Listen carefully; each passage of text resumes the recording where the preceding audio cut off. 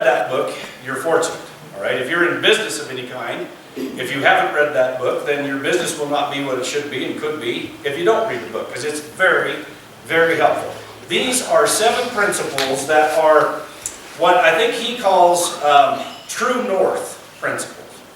And true north meaning if you're lost and you know where true north is, you can always find your way home.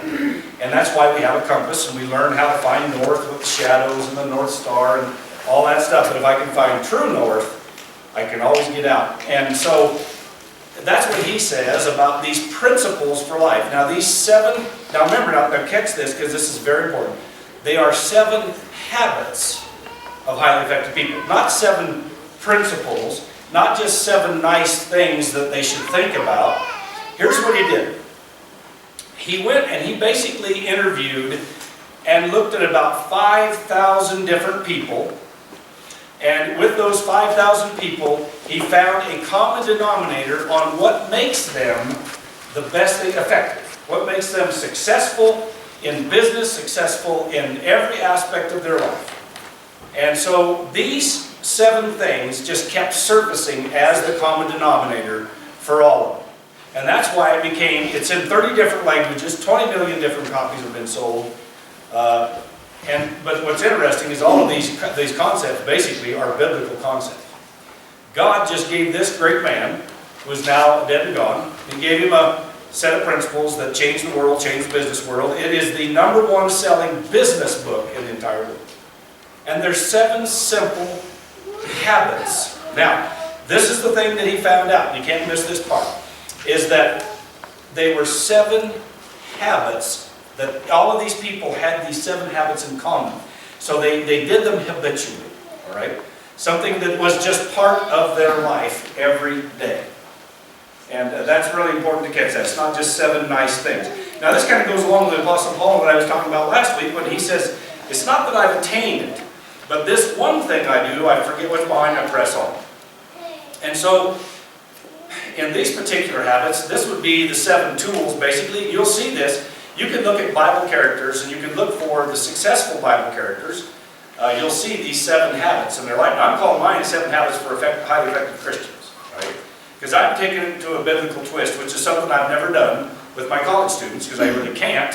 I work it in, but I can't share the verses and all that stuff. And so I'm going to share with you some verses that go with each of these 7 habits. I'm only going to give you 3 of them today, all right?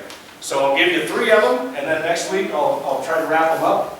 And hopefully they'll bless your heart, but I'm going to save you a lot of work in all the reading. I'd read a book, but I'd read the book, because it's where you got his principle.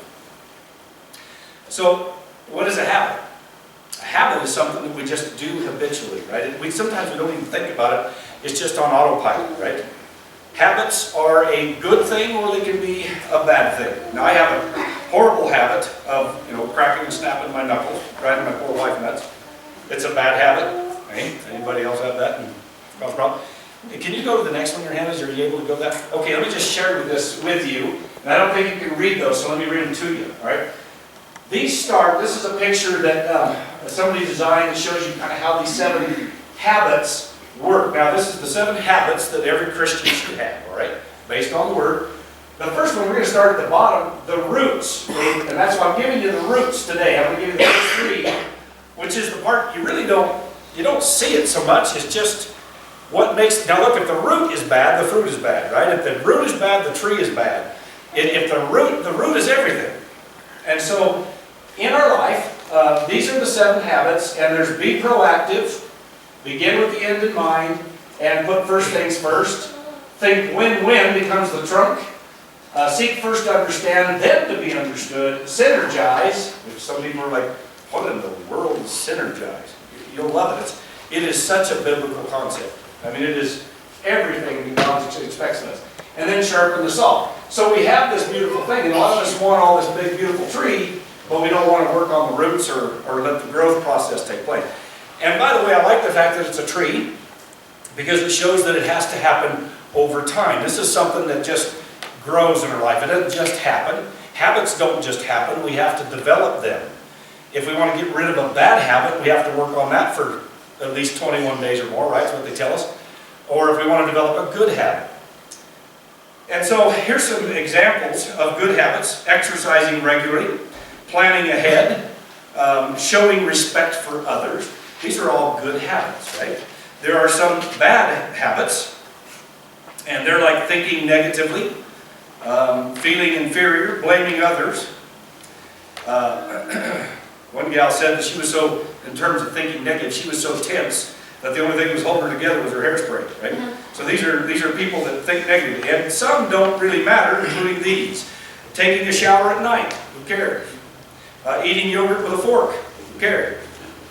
Great you can do that, but that's all right. Reading magazines from front to back, or back to front, who cares? So there are some habits that people have. They're all funny little quirks or whatever. But either way, it's an autopilot thing that we do regularly. We just do it repeatedly. Now somebody said this, and most of you will remember this, because we know that habits will either make us or they'll break us. And you know that to be true in your own life, right? This one is, the old writer said, sow a thought, you reap an act, sow an act, you reap a habit, you sow a habit, you reap a character, sow a character, you reap a destiny. And that is so true. So let's look at this. Number one in this particular one, let's go to there you go. Be proactive. What does this mean, being proactive? In the Christian life, it means it's a habit of choice. In other words, you think ahead and you take action. That's what Covey's thought is. You think ahead and you take action. Can you think of any place in the Bible where God says, think ahead and take action, right? So you create your own experience. For example, if I'm a student in school and I say, you know what, I could get straight A's, but satisfied with C's, good enough. I don't care if I can slip a D in there once in a while, as long as I pass. Now I have students like this, and I know students like this, but you create your own experience. So if you're satisfied with a C, you're probably going to have to be satisfied with a C-rated job, or no job. Because in today's market, if you're not an A caliber type person, you're probably not going anywhere. And what a person who is highly effective and highly successful has is the habit of always being proactive, thinking ahead and taking action. And they know that they create their own experience. I've told Jacob for years, all the kids, but I told Jacob, son, if you please where you go, you may go where you please. Now think about this. If you please where you go, you may go where you please. Here's an example. Everywhere he's gone, he gives it his all. He works harder than most men. He works circles around most men. And in fact, he's not here today because he's been working 15-hour days for 3 days straight. He's wiped out. But I walked in yesterday to see him, give him a cup of coffee, and his boss, about 6'8", his boss says, that's one of the hardest working boys. You ought to be proud. That's one of the hardest working boys. And this is a big contractor in town who's really excited to have him on his crew. So he's always climbed the ladder really fast because if you please where you go where you please. And the thing about it is that you create your own experience. So when I tell my students, look, if you bring me a handwritten paper and you hand it to me and somebody brings me a typed paper, if you guys were both coming for an interview or you're both coming for a job, I would look at the one who's striving for excellence, not for the one who's just trying to get by, right? You create your own experience. So this is a habit that highly effective and highly successful people have, is that they know, they create their own experience, they got to put their best foot forward. They take responsibility for their life, right? And Covey says it's being the captain of your own ship. Now, is that a biblical concept? To be the captain of your own ship? I'm asking him, do you think that's a biblical concept? Dan, you're smiling. We surrender at the cross and say, Lord, I want you to be the captain of my ship. Because when I'm the captain of my ship, I wreck it in the rocks. I hit the rocks every time. And so, Lord, I need you to be the captain of my ship. So where I differ with Covey is that, and I tell my students, is that, look, the only difference I have with him is that I believe in God and I let God be the captain of the ship. And when I wreck or have a problem, it's usually because I'm trying to take the wheel back on the ship and take control of my own life. So, the Christian view is let Jesus be the captain of your ship. Let's go to these verses here, Hannah. Okay. And we've talked about this verse a lot around here, Matthew 6:33, but seek first His kingdom and His righteousness, and all these things shall be added to you. What things? food, clothing, shelter, all the needs of your life. Okay? Proverbs 3, 5, and 6. Trust in the Lord with all of your heart. Do not lean on your own understanding. In all of your ways acknowledge Him. He will make your path straight. When you let Jesus be the captain of the ship, and you see something that you're thinking ahead and you're just going to take action, you let Him help you take the action to get it done. And so this is where proactive people carry the remote control to their own life. Now, think about it. Just follow me with this. Proactive people carry their remote and they don't let anybody else push the button. They choose their channel and their mood. They are can-do people. Show them the next one there, Hannah. That next slide, please. You can see this? If plan A fails, remember there are 25 more letters. That's the thinking that a proactive person has. Well, that went south, we'll go to plan B. Now we're on plan Z. Now what do we do? Well, we'll start over. They are the kind of people who don't let people push their button. They are in charge of their own life. They are proactive. And they are not going to let you do that. Now let's just be honest. Do you ever let anybody push your button? I sure let them push mine. Now they can push it. We have so many different kinds of buttons, don't we? We have anger buttons. We have sad buttons. We have depressed buttons. We have mad buttons. You can say something to me and I have a discourage button. But the people that are highly successful and effective are the ones who say, I will control the remote control of my life. So what I would say is you hand that to the Lord and say, Lord, you control, by your Holy Spirit, you take the remote control of my life and you help me not respond to everybody else's button pushing. Now that's a lot easier said than done. So it really takes the Holy Spirit's help. And so when you just tell people, don't let anybody push your buttons, I don't know how Covey expected people to do that, but if you have the Lord's help, it's possible. But people that are highly successful and effective, they don't let anybody else push their buttons but the Lord. And so that's what we should be striving for. And that's what I'm saying about Paul. Well, I haven't attained that part yet, right? Because Peter pushed his buttons. Remember? Peter ticked him off. And he confronted him in front of everybody. And he let Peter push his buttons. You look at, there's a lot of people in the Bible, you can see where they push their buttons. Okay? But what we strive for is, Lord, I want to be proactive. I want to think ahead and I realize, okay, every time I get around that person, I know they're going to push my button. So I am going to be ready with a kind response, be ready with just keep my mouth shut, right? And boy, help me do that. And so we're proactive. We are thinking ahead. Now reactive people, on the other hand, because that's the opposite. Proactive people are highly successful and effective. Reactive people just go down. Okay? And so we have to ask ourselves, which category am I in primarily? They allow other things and other people to control them and their mood. Reactive people. Now, you're probably thinking, well, I'm probably a little more reactive than I am proactive. And that's the point, is that we ask the Lord, Lord, I sure need to have you help me be more proactive in my Christian walk instead of so reactive, right? Somebody wrote a book years ago called Your Reactions Are Showing. It's easy to stage our actions, isn't it? We can stage that, but when your reactions, it's like, you snap at me and I snap back. Now I reveal who I really am, aren't I? So, here are a few things that reactive people might say.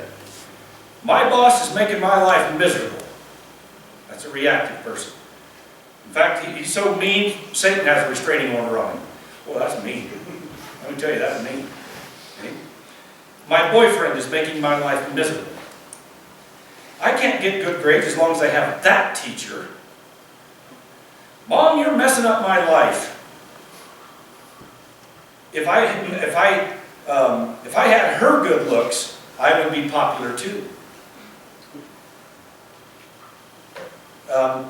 These are reactive statements. Now you could put other names, other people, your bosses, your mate, your whatever. You could put those in there because the habit of being proactive rather than reactive makes you successful and effective. And we just saw that if we put the Lord first and ask Him to be the captain of the ship, so that in every decision I make and everything that I do, if I say, Lord, help me to respond the way you would respond. Remember the verse, commit to the Lord whatever you do, or seek the Lord with all of your heart. So if I say, okay, Lord, I'd really like to comb this guy's hair with a chainsaw, but instead, I am going to respond in kindness. Help me, Lord, help me, help me, help me. Because if you don't, then the opposite takes place. We become reactive and we don't climb, we go down. So highly effective people are response able. Okay, they are response able because this Holy Spirit helps you respond properly. Okay? And so, and then listen to this quote by Covey. It's not what happens to me that determines the quality of my life, but rather my response to what happens to me that selects the quality of my life. I'm going to read it again because I think that is really good. Now listen very carefully. It's not what happens to me that determines the quality of my life, but rather my response to what happens to me that selects the quality of my life. That's a huge, huge thing. Highly effective people are response able. This habit number 1 is all about taking back the remote control of your life, giving it to the Lord and letting Him have it. And then basically, if it is to be, it's up to me. I have to make that decision. Habit number 2, remember we're only doing 3 today. Habit number 2 is begin with the end in mind. Now, I think I've showed you this picture before. Let's go to the next one. I use this with my students because I like this picture. I think that it says it all. In this one, begin with the end in mind basically means, what do if you don't have a vision, what does the Bible say? Where there is no vision, the people perish, right? If I don't see what I want to become, or what I want my relationships to be like, or what I want my business to be like, or what I want my health to be like, okay, this fits everything. But it starts with this blueprint. Okay? I can't just jump to this. I have to start here, and I start watching and learning and building and building. And a person that is highly successful is a person who has a blueprint for their life. Well, for the Christian, what's our blueprint? It's the Word of God and the character of Jesus Christ. It's that simple. And so, Lord, I want to look like Jesus. I want to act like Jesus. I want to talk like Jesus. I'm not. I'm back here. That's all right. Let's start with your blueprint. Let's go back to your blueprint, and let's see if that's all right. Because if it's not, now this is where I differ with Covey, and this is mine, not his, that picture. If Covey would say, well, just this, you got to have a plan. My difference is, you got to have a plan, but God has to be factored into that plan. He'll help you get there a lot quicker than you will on your own, just trying to pull yourself up by your bootstraps. The concept here is that all things are created twice. Now, what do I mean by that? I mean that to begin with the end in mind, you have to see it. In other words, the mental process precedes, the mental creation precedes the physical creation. Does that make sense? Okay. The mental creation precedes the physical creation. I can see it mentally, what I want. And now I got to start physically creating. And with the Lord's help, it's a lot easier. Now let me show you this in the idea of, in my life, in drawing something. Okay? Next picture. Alright, so let's say I want to draw a caricature of this girl. Right? What you need to know, in my mind, this is what I see. I mean, I look at the person, and that's what I see. Alright? But then I have to start here. Okay, next one. Okay, we start sketching. Alright? And this would be what you see. And sometimes we look at the Lord sees the big picture in our life. God sees the whole thing. The finished product. And what we see is this. And we might say, well, I don't like the way that looks, and I don't like the sketch. And my grandma looked at me painting a picture one time of a bear in a stream, and he was swiping a salmon. And I had that whole thing in my mind. I could see what it was going to look like. It was gorgeous. And my granny walked up and said, oh, Marky, hon, that's terrible. You're better than that. And I'm like, Granny, I am not done. I'm just starting. All I did was throw a bunch of paint on there, right? Paint where I knew certain colors needed to go. And she's like, all right, hon, but boy, that's really not. And I said, thanks for the encouragement, Granny. Well, when it was all done, she wanted that picture on her wall. And she was one of her favorite paintings. In the artist's mind, I can see the beginning or the end from the beginning, right? So when we trust that I have a vision, God give me the vision, and Lord then help me to accomplish that vision. Okay? So with the Lord's help. So we go on to the next one. Okay? And then the next one. And there we are. But in the beginning, I see it in my head. I see the beginning, or the end of the beginning. All right? And that's what you do. People that are highly successful begin with the end in mind. This is a habit. This is just a habit. And I keep hounding on that because it's so hard to know it's not just a principle. This is something that I habitually do every day of my life, I'm going to see, what do I want this day to look like? What do I want to act like? What do I want to be like? I'm going to try to see what I should, if this is my health, then I should see what I want to look like and be like, and then I should be working hard towards it with the Lord's help. I can get there. Okay? And these highly successful people do this. So what is the end for the Christian? When we stop to think about, we see the beginning, or the end, begin with the end in mind. For the Christian, what is the end? The end is heaven, right? It's eternity. And so for us, there's nothing that we do or don't do that doesn't affect some factor of eternity. And so we live with an eternal perspective. Rather than getting so wrapped up in this world and what it's doing and not doing to me, I get focused on what it is that is ahead of me, and that's heaven and heaven's rewards. And so that's going to make me respond better here because I know that that's where I'm rewarded. So I live for there and not for here. Now let's look up some verses here just on this Christian perspective here. Okay. The Hebrews 12, 1 and 2, I think is a good verse. Therefore, since we are surrounded, remember this is a verse that's talking about, we got Moses and Elijah, and we've got all these great heroes of the faith, right? That he's describing in there.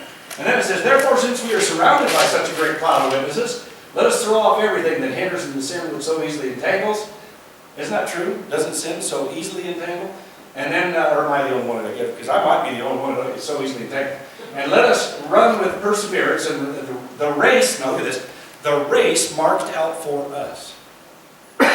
Now here's the key though, fixing our eyes on Jesus. Now wait a minute. Fixing our eyes on Kurt, the Bible teacher. Fixing our eyes on the pastor. Fixing our eyes on the president. Fixing our eyes on the politicians. He says fixing your eyes on Jesus. Where we go off the deep end is when we start fixing our eyes on everybody else and then they fail us. We're human beings. We will fail each other. I will fail you. I have failed you. As long as your eyes are fixed on Jesus, it doesn't matter what humans do to us. We can say, Lord, you love me. You're not the failure. They are. It's not your book that's a failure. They are. So, but look, I love this verse, and I just saw this yesterday. The race that's marked out for us. I think that's fantastic. Now, Cynthia teaches cross country, right? Coaches cross country. And they go out and they mark out a course. And those kids have to run with perseverance this course that is, now if they don't run that course, they disqualify the race.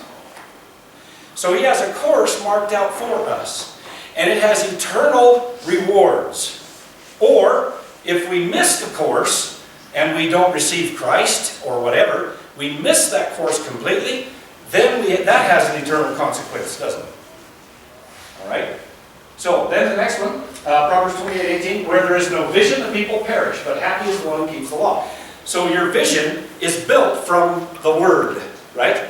I get my vision from the Word of God. And if I don't have that vision, the people perish. Because successful people have the habit of beginning with the end in mind. And that's what that helps us do. Now Psalms 37, 4 through 5. Take delight in the Lord, and He will give you the desires of your heart. Commit everything you do to the Lord. Trust Him, and He will help you. So, this verse is always, a lot of people like this verse because they're like, hey, take delight in the Lord, and He'll give me the desires of my heart. Oh, I want a Lamborghini. I want a Lamborghini, or I want a gorgeous woman. Right? So you're thinking back there, Gary? I have a gorgeous girlfriend. So delight yourself in the Lord. What's that? I said I have one. Oh, all right. But you see, a lot of times we want to use the Lord as a rabbit's foot, right? Oh, Lord, you said if I delight myself. But I think what this verse means is that if you are delighting in Him, He puts His desire in your heart. His desire becomes your desire, and then you carry it out. That's that vision, beginning with the end in mind. Lord, how do I do that? Well, you delight in me, and I'll give you that vision. And I will help you get there. Okay? So this is the spiritual version of Covey's principle. Now, I was thinking of eternity, and that cracked me up, that story. I was reminded by that guy that he lived in Chicago, and boy, it was snow and hubcap deep on a Ferris wheel. And he said, all right, honey, his wife had something she had to do, so he was going to fly on down to Florida, to nice sunny Florida, and he went ahead and checked into the hotel. Well, then he said, oh, I'm going to send my wife a quick email and let her know I got here. So but he couldn't remember the email address, and he missed it. He missed a letter. And it went off to a gal that was a fresh widow. Her husband had died the day before. And she opened up her email, let out a screech, and passed out. The whole family ran in to see what in the world was the problem. They read the screen, and the screen said, my dearest wife, I just got checked in. Arrangements have all been made for you to arrive tomorrow. P.S. It sure is hot down here. I'd probably let out a shriek myself. So, here again. Somebody that begins with the end in mind is successful. Let me share one with you, all right? Benjamin Franklin, he had 2 years of formal schooling. 2 years, that's it. And he spoke 5 different languages and wrote in 5 different languages. Okay? Now watch. Many people reading this page are doing so with the aid of bifocals. Inventor, Ben Franklin, 79 years old. The presses that printed this page were powered by electricity. One of the first harnessers, Ben Franklin, age 40. Some reading this on the campus of an Ivy League university. Founder, Ben Franklin, 45. Others in a library. Who founded the first library in America? Benjamin Franklin, 25. Some got their copy through the U.S. mail. Its father, Benjamin Franklin, 31 years old. Now think fire. Who started the first fire department? Benjamin Franklin, 31 years old. Designed a heating stove, still in use today. Benjamin Franklin, 36. Invented the lightning rod. Benjamin Franklin, age 43. I could go on and on. And these are things, this is a man, 2 years of formal schooling, who began with the end in mind and accomplished things that you and I enjoy a century later. That's what it means. You begin with the end in mind. And he, of course, loved the Lord, I believe, and I believe he sought things from God. Last principle, and I'm going to move past it. One of the things I would tell you that Covey talks about, and I teach my students, is to have a mission statement for your life. And we talk about it, and you can pass that one up. You can go ahead to the next one, their hand. That's an example that I give them, and it's kind of my personal one, which I would change now around, because I wrote that many years ago. But to have a mission statement for your life. Because if you don't have a vision, you can't see the end if you don't have a beginning. You need to know where to go. So, habit number 3, but first things first. And this is our last one we'll cover today. I want to ask you a question. What is the most important commodity in our lives? What is the most important thing we have? Health. Health? Time. Okay, time. There's the answer I'm looking for. What good is anything in life if you don't have time? Let's say, I won the lottery. I've got billions in the bank. That's great, but you're going to die tonight. Now what good is it? Might help your family, but what good is it for you? You have all kinds of talents and abilities and things, but if you don't have the time to use it, what good is life? Time. If you're looking at it, you want to know how important just a few seconds are?